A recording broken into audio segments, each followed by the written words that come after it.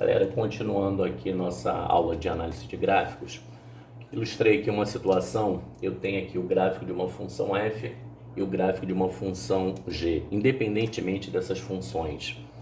Se esses gráficos se interceptam, qual o significado daquele pontinho ali? Naquele ponto ali, nós temos o x, de modo que f, tá aqui x0, f de x0 é igual a g de x0. Então, toda vez que ele pedir o ponto de interseção dos gráficos, vocês precisam igualar as leis de formação. Ou seja, vocês precisam descobrir o x que tem a mesma imagem. Então, é só igualar a fórmula de f com a fórmula de g. Continuando aí, galera. Aqui nós temos uma situação que é para estudar o sinal de uma função. Eu coloquei aqui uma função quadrática cujo gráfico é uma parábola, mas o que eu vou fazer aqui serve para qualquer função. Primeiro passo, nós precisamos identificar onde o gráfico corta o eixo x.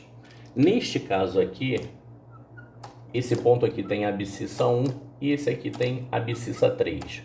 Esse 1 e esse 3, eles são chamados de zeros da função. O que é o zero de uma função? É o x que anula essa função. É o x que tem imagem zero. Então, observe uma coisa. Esse ponto aqui, na verdade, ele tem coordenadas 1 e 0. O x é 1, o y é 0. É o x que tem imagem zero. Esse outro ponto aqui tem coordenadas 3 e 0. O x vale 3 e o y vale 0. A imagem do 3 é 0. Então, 1 e 3 são os zeros da função.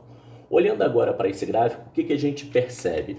1 e 3 tem imagem 0, então a função se anula para x igual a 1 ou x igual a 3.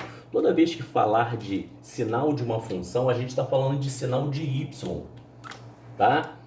Agora, quando que a função, ou seja, quando que o y assume valor positivo? Vai ser para x menor que 1 ou x maior que 3. É só a gente observar aqui, olha, se a gente pegar qualquer valor à esquerda de 1 ou à direita de 3, a imagem ela é positiva. Então, entre 1 é menor que 1 ou maior que 3. Se a gente pegar valores entre 1 e 3, a imagem ela é negativa, ou seja, os pontos estão para baixo. Então, resumindo, a função é positiva para x menor que 1 ou maior que 3. Menor que 1 ou maior que 3, imagem positiva. Ela se anula para x igual a 1 ou x igual a 3. É só observar onde corta o eixo x. E ela é negativa para x entre 1 e 3. Está aqui. Continuando aqui, galera, mais uma coisa importante. Eu tenho o gráfico de uma função. Coloquei aqui como exemplo uma função afim, 2x menos 4. Se eu tenho um ponto que pertence a esse gráfico, no caso aqui eu peguei o ponto 3, 2, ora, se ele pertence ao gráfico da função f, isso quer dizer o quê? Que suas coordenadas satisfazem essa lei.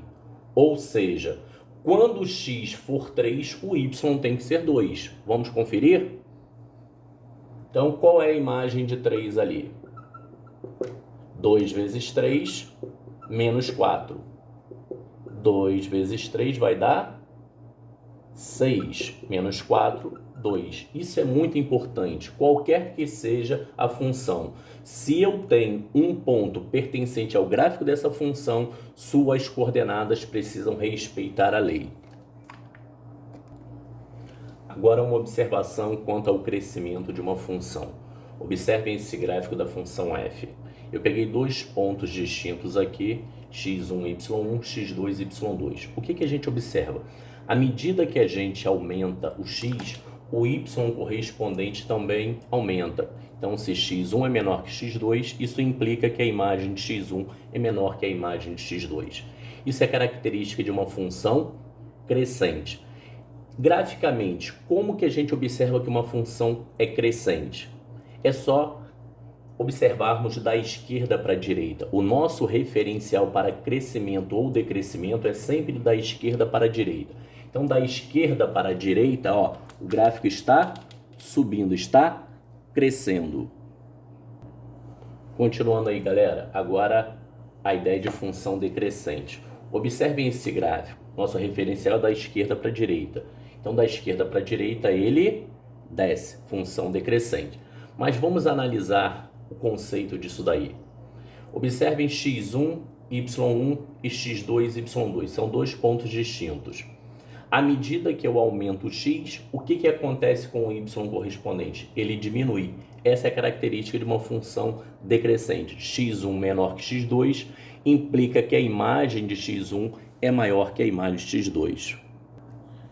Continuando, galera. Função constante.